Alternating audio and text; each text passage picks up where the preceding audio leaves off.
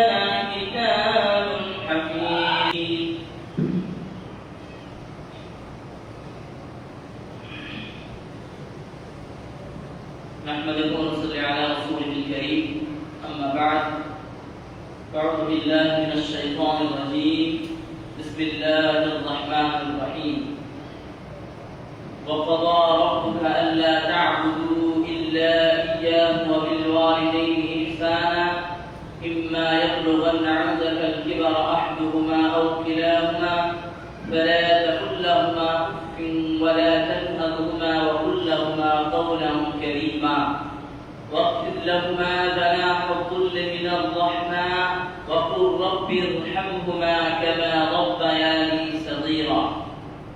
عن أبي هريرة قال دعا رجل إلى رسول الله صلى الله عليه وسلم قال من أحق بحسن الصحابة قال أمك قال ثم من قال أمك قال ثم من قال أمك قال ثم من قال أبوك. رب اشرح لي صدري ويسر لي أمري واحلل عقدة من لساني يفقهوا قولي. সমস্ত প্রশংসা সমস্ত গুণগান সে মহান পাক রব্বুল ইজ্জতের জন্য, যিনি আমাদের সর্বের সেরা সর্বোত্তম করে সৃষ্টি করিয়াছেন, যিনার প্রশংসা করি, যিনার গুণগান করি আমরা কখনো শেষ করতে পারবো না, যিনার হাতে আয় শক্তি বাই শক্তি জীবন ও মরণ। তাই আমরা একটি ছোট্ট লেকচার দ্বারাই আল্লাহ পাক রব্বুল আলামিনের প্রশংসা শেষ করে থাকি। সকলে বলুন আলহামদুলিল্লাহ। তারপরে পরে ধর্মের গুরু, কর্মের পিতা, মাআবিল আল্লাহ আব্দুল্লাহ নাইক মুনি, নবীপুরের সম্রাট আহমদ মুস্তাফা মুহাম্মদ মুস্তাফা, সকলে বলুন সাল্লাল্লাহু আলাইহি ওয়াসাল্লাম, যিনি ইসলাম খানাকে প্রচার প্রসার করতে গিয়ে কাফের কুরাইশদের কাছে লাঠির আঘাত, পাথরের আঘাত খেয়েছেন। তারপরে তিনি সারা পৃথিবীর আনাচে কোনাচে ইসলামের পতাকা ছড়াচ্ছেন। তাই তার উপরে দরুদ ও সালাম হাজার হাজার লাখ লাখ কোটি কোটি বর্ষিত হোক। আল্লাহুম্মা সাল্লি আলাইহি আল্লাহুম্মা বারিক আলাইহি। আমি আপনাদের সামনে যে বিষয় প্রস্তুতি নিয়ে দাঁড় হয়েছি, সেই বিষয় প্রস্তুতির নাম হচ্ছে পিতা মাতার সঙ্গে সদাচরণ। পিতা মাতার সঙ্গে সম্মানজনক কথা বলতে হবে, পিতা মাতার সঙ্গে সদাচরণ করতে হবে। বর্তমান পরিস্থিতিতে যে যখন পিতা মাতা বৃদ্ধা হয়ে যায়, পিতা মাতার বয়স হয়ে যায়, পিতা মাতা চলতে ফিরতে যখন পারে না, তখন সন্তানের উপর একটা ভার হয়ে যায়, একটা বোঝা চেপে যায়। সন্তানেরা মনে করে যে এত বোঝা চেপে যায় যে তার যদি উহুদ পাহাড় চাপানো হতো তার মনে হয় এত কষ্ট হতো না, যখন বৃদ্ধা পিতা মাতা তার কাছে থেকে যায়। আজকে তাদের সঙ্গে সদাচরণ করি না, তাদের সঙ্গে ভালো ব্যবহার করি না, আজকে তাদেরকে আমরা তুচ্ছ মনে করি। কিন্তু আল্লাহ পাক রব্বুল আলামিন যে পিতা মাতাকে এত গুরুত্বপূর্ণ করেছেন, এত গুরুত্ব দিয়েছেন যে পৃথিবীতে আল্লাহর ইবাদত করার পরে পরে পিতা মাতার সঙ্গে সদাচরণ করতে হবে। পৃথিবীর যে সর্বপ্রথম ইবাদত হচ্ছেন, পৃথিবীর জগতে সর্বপ্রথম ইবাদত হচ্ছেন আল্লাহর ইবাদত করতে হবে। তারপরে পিতা মাতার সঙ্গে সদাচরণ ভালো ব্যবহার করতে হবে। বর্তমান পরিস্থিতিতে আজকে পিতা মাতার সঙ্গে সদাচরণ করে না। যখন ওই পিতা মাতা বৃদ্ধা হয়ে যায়, বয়স্ক হয়ে যায়, তখন তাদের সঙ্গে সদাচরণ করে না, ভালো ব্যবহার করে না। মনে করুন ওই পিতা মাতার 5টি সন্তান রয়েছে, এই সন্তানেরা ভাগাভাগি করে, ওই বলে তুই নে, আরেকজন বলে আরে তুই নে। কিন্তু ওই পিতা মাতাই যখন তাদের সেই যুবককাল ছিল, সন্তান সন্তানীদের শৈশবকালে তাদেরকে কত লালন পালন করেছে, কত মেহনত করেছে, কষ্টকে কষ্ট মনে করেনি, দুঃখকে দুঃখ মনে করেনি, কষ্টের পর কষ্ট কাটাচ্ছে, তারপরে সন্তানদেরকে মানুষ করেছে। আবার ওই পিতা মাতা যখন বৃদ্ধা হয়ে যায়, বয়স্ক হয়ে যায়, তখন তাদের আর সেবা করতে আমাদের ভালো লাগে না। তখন মনে হচ্ছে আমাদের উপরে বোঝা চেপে গিয়েছে, তখন মনে হচ্ছে আমাদের উপরে উহুদ পাহাড় যদি চাপানো হতো এত কষ্ট হতো না। যা কষ্ট মনে করি বৃদ্ধা পিতা মাতা যখন আমাদের কাছে থেকে যায়। আল্লাহ পাক রব্বুল আলামিন যে পৃথিবীর জগতে দ্বিতীয় নম্বরের ইবাদত বলেছেন, পিতা মাতার সঙ্গে সদাচরণ করতে হবে, পিতা মাতার সঙ্গে ভালো ব্যবহার করতে হবে। বক্তব্য শুরু করার আগে একটি গল্প শুনে আপনাদের, যে একজন লোক তার ছোট যখন তার সন্তান ছিল, এক পার্কে নিয়ে গিয়েছে ঘুরতে, এবং পার্কে ঘুরতে যাওয়ার পরে একটি ডালে একটি কাক বসে আছে। ওই সন্তান বাবাকে জিজ্ঞাসা করছে, বাবা এটা কি? তো বাবা বলছে এটা কাক। একটা শব্দ বারবার জিজ্ঞাসা করছে, বাবা বারবার তার উত্তর দিচ্ছে, বাবা তার কথা রাখতে হয় না। সন্তান জিজ্ঞাসা করছে, বাবা এটা কি? বাবা প্রশ্নের উত্তর দিচ্ছে এটা কাক। একটা বাক্যকে হাজারো বার প্রশ্ন করছে, বাবা হাজার বার হাসি মুখে উত্তর দিচ্ছেন। আবার তখন ওই বাবা বৃদ্ধা হয়ে যায়, যখন সন্তানকে কল করে বলে, সন্তানকে বলে কিছুক্ষণ আমাকে টাইম দাও, কিছু মিনিট আমাকে টাইম দাও। সন্তান তখন রেগে বলে, বাবা আমি কাজ করি, আমি ব্যবসাতে ব্যস্ত থাকি, আমি কাজ কামে বিজি থাকি, আমি তোমাকে টাইম দিতে পারবো না, আমি তোমাকে সময় দিতে পারবো না। আর ওই বাবা যখন ছোটকালে এই শৈশবকালে যখন সন্তানকে নিয়ে গিয়েছে, এই সন্তান বারবার একটা বাক্য বলেছে, বারবার একটা বাক্য উত্তর দিয়েছে। আবার ওই সন্তান যখন বড় হয়ে যায়, সন্তান বড় হওয়ার পরে পিতা যখন বৃদ্ধা হয়ে যায়, বয়স্ক হয়ে যায়, পিতা যখন বলে, বাবা যখন ফোন করে বলে আমাকে কিছুক্ষণ টাইম দাও না, আমি তোমার সঙ্গে ঘুরতে যাবো, কিছুক্ষণ টাইম দাও, আমাকেও কিছুক্ষণ টাইম দাও। সন্তান তাকে বিচি দেখায়, সন্তান তাকে বলে টাইম আমি দিতে পারবো না। আজকে এই বর্তমান পরিস্থিতিতে আজকে পিতা মাতার সঙ্গে সদাচরণ করতে পারি না, আজকে ভালো ব্যবহার করতে পারি না। একজন আলেম বলেছিলেন, একজন মাওলানা ঘটনা যে তার মাকে একজন সন্তান ঘুরতে নিয়ে গিয়েছে। সন্তান ঘুরতে নিয়ে যাওয়ার পরে মাকে এক জায়গায় বসিয়ে দিয়েছে এবং সন্তান বলছে, মা আমি আসছি, কিছুক্ষণ দেরি হবে। অতএব মা তার ঘাটা দেখছে কখন আমার সন্তান আসবে, কখন আমার সন্তান আসবে। এই মতন দেখতে দেখতে দেখতে দেখতে মাগরিবের আযান হয়ে গিয়েছে।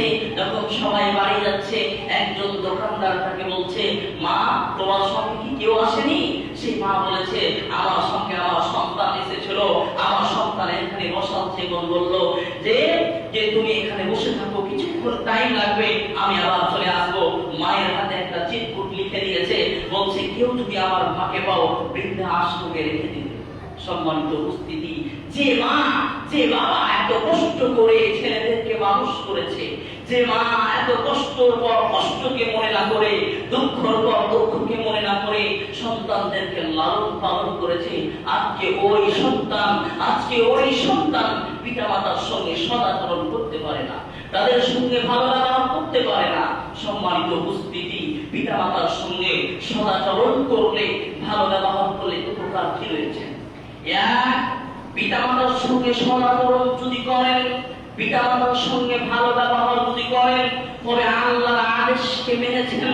আল্লাহ আদেশ করেছেন, আল্লাহ বলেছেন ওয়া'বুদুল্লাহা ওয়া লা তুশরিকু বিহি শাইয়্যান ওয়া বিল ওয়ালিদাইনি ইহসানা। আল্লাহ বলেছেন পৃথিবীর মানুষ তোমরা আমার ইবাদত করো এবং আমার সাথে কাউকে শরীক করো না। পৃথিবীর মানুষ তোমরা আমার ইবাদত করো এবং আমার সাথে কাউকে শরীক করো না, এবং পিতামাতার সঙ্গে সৎ আচরণ করো, ভালো ব্যবহার করো।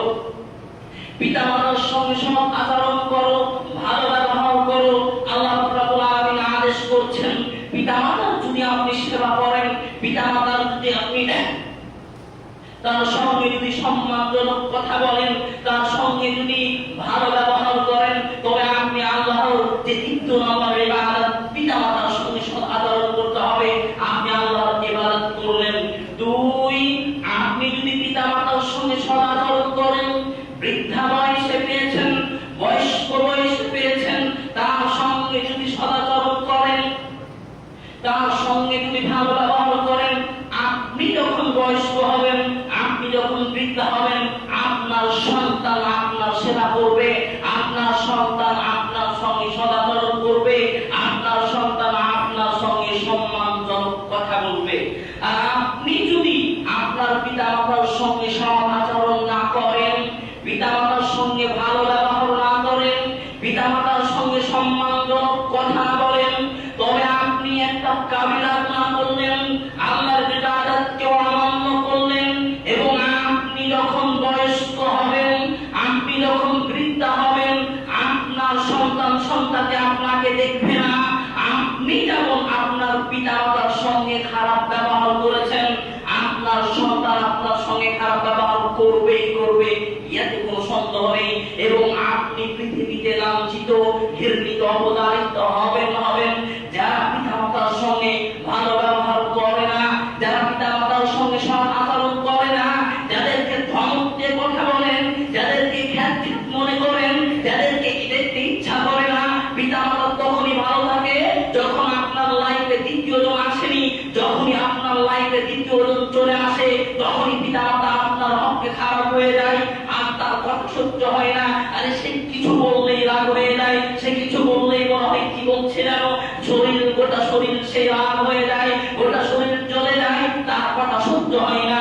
সম্মানিত উপস্থিতি, যারা পিতামাতার সঙ্গে সৎ আচরণ করে না, যারা বৃদ্ধা বয়সে পেয়েছেন, পাওয়ার পরে তাদেরকে সম্মানজনক কথা বলে না, তাদেরকে সেবা করে না, আল্লাহকে আল্লাহর কসম খেয়ে বলছি, পৃথিবীতে সে লাঞ্ছিত, ঘৃণিত, অপমানিত হবে। পৃথিবীতে তাকে লাঞ্ছিত হতে হবে। কারণ নবী করিম সাল্লাল্লাহু আলাইহি ওয়াসাল্লাম একদিন জুমার সালাত আদায় করেছেন, মিম্বারে চাপলেন, আমিন আমিন আমিন বললেন, তৃতীয়বার আমিন বললেন।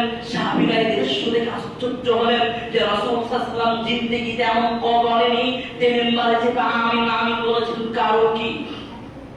তো রাসূল সাল্লাল্লাহু আলাইহি ওয়াসাল্লাম বলছেন, আল্লাহ রাসূল, আমরা যে দৃশ্য দেখলাম, আপনি জুমার সালাত যখন দিতে চাপলেন আমিন বললেন, দ্বিতীয়বার আমিন বললেন, তৃতীয়বার আমিন বললেন। এমন দৃশ্য আমরা কোনোদিন দেখিনি। এর কারণ কি?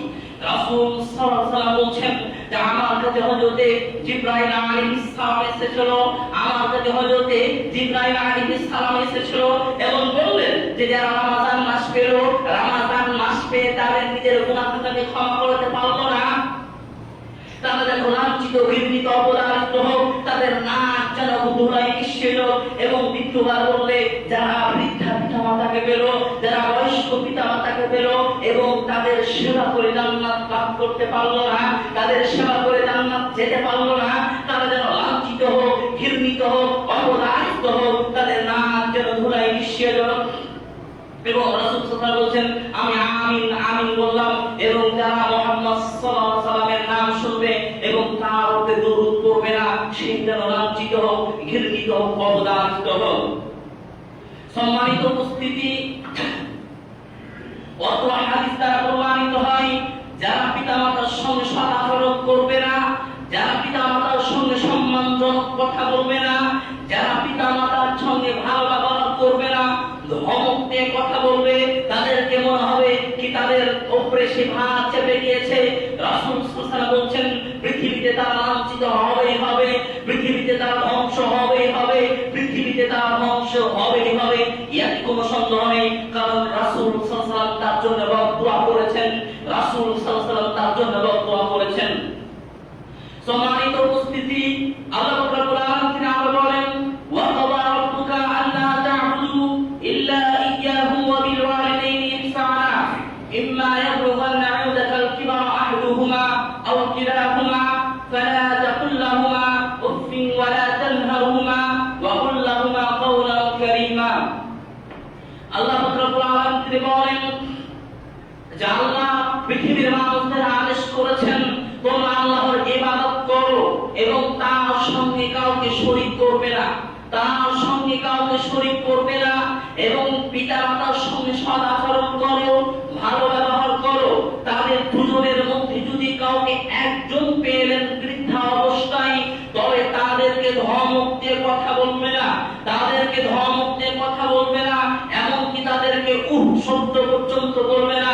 আল্লাহ বলছেন যে রাব্বুকা আল্লা তা'বুদু ইল্লা ইয়্যাহু ওয়া বিল ওয়ালিদাইনি ইহসানা ইম্মা ইয়াবলুগান্না 'ইনদাকাল কিবারা আহাদুহুমা আও কিলাহুমা ফালা তাকুল লাহুমা উফফিন ওয়া লা তানহারহুমা।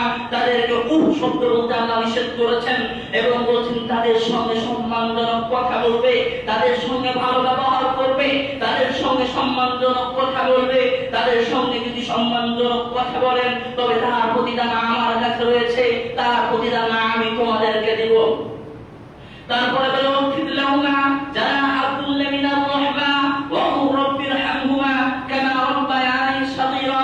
তোমরা নিজের দুই হাতকে বাড়িয়ে দাও এবং বলো আল্লাহ আমার পিতামাতা যেমন আমাকে শৈশবকালে লালন পালন করেছে, আমার পিতামাতা যেমন আমাকে যেমন যখন আমি ছোট ছিলাম আমার পিতামাতা যেমন আমাকে লালন পালন করেছে, আল্লাহ ওয়া কুর রাব্বিরহামহুমা কামা রাব্বায়ানি সাগীরা। তুমি আমার পিতামাতাকে ওই মতন সে লালন পালন করো।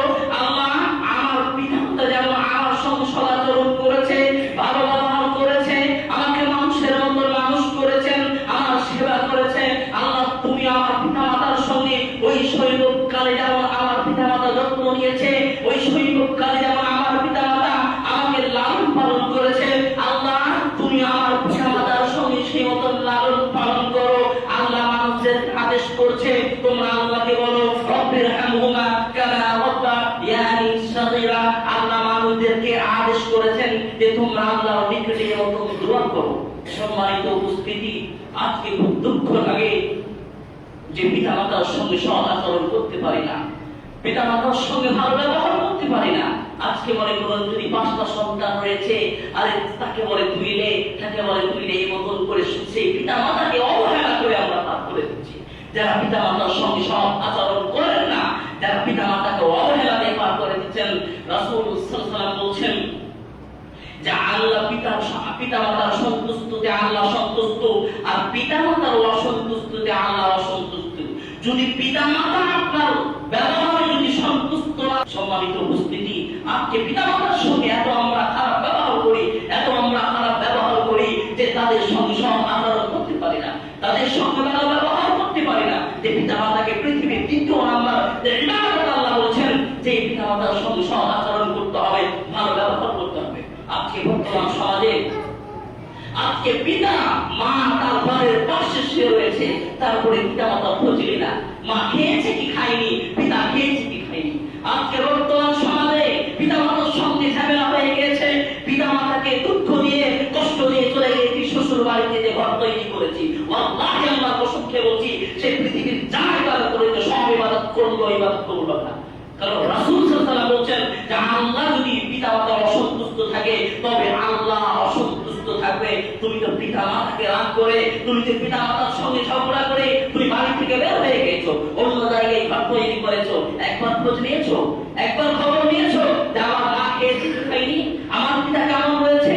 আজকে সমাজ, আজকে যারা পাঁচ ওয়াক্তের মুসাল্লি সালাত আদায় করে, সেই হজ করে, যাকাত দেয়, পাঁচ ওয়াক্তের মুসাল্লি যে তারা তাহাজ্জুদে সালাত আদায় করে, তারপরে কোনদিন পিতা মাতার খোঁজ খবর নাই না যে পিতা মা আমার খেলো কি খেলো না, মা আমার কেমন রয়েছে, মা আমার অসুস্থ আছে না সুস্থ আছে, কোনদিন খবর নিল না। মা সেই ঘরের পাশে ঘর রয়েছে, তারপরে মায়ের সঙ্গে সদাচরণ করতে পারলাম না, ভালো ব্যবহার করতে পারলাম না, মাকে বললাম না মা তুমি খেয়েছো, মাকে একবার খোঁজ নিলাম না মা কেমন রয়েছে, তারপরে আমরা সালাত আদায় করে বলি যে আমরা জান্নাত লাভ করে নেব। আল্লাহ স্পষ্ট বলছে তোমরা পিতা মাতার সঙ্গে সদাচরণ করো, ভালো ব্যবহার করে। আল্লাহ রাব্বুল আলামিন তিনি আরো বলেন ووصينا الإنسان بوالديه حملته أمه وهنا على وهن وفصاله في عامين أن اشكر لي ولوالديك إلي المصير। আল্লাহ বলেন আমি পৃথিবীর মানুষদেরকে আদেশ করেছি, পৃথিবীর মানুষদেরকে উপদেশ দিয়েছি তোমরা তোমার পিতা মাতার সঙ্গে সদাচরণ করো।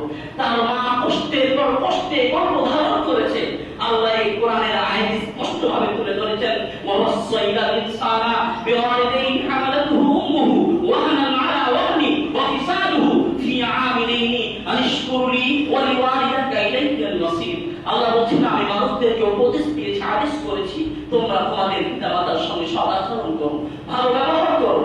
তোমার মা তোমাকে কষ্টের পর কষ্ট করে গর্ভধারণ করেছে, তুমি যখন তোমার মায়ের পেটে ছিলে তোমার মা খেয়ে শান্তি পায়নি, তোমার মা ঘুমিয়ে শান্তি পায়নি, তুমি যখন তোমার মায়ের পেটে গোটা মেরেছো, তোমার মা ভাত খেতে খেতে খাওয়াকে রেখে তোমার মা কষ্ট করে কান্না করতে করতে ঘুমিয়ে গিয়েছে।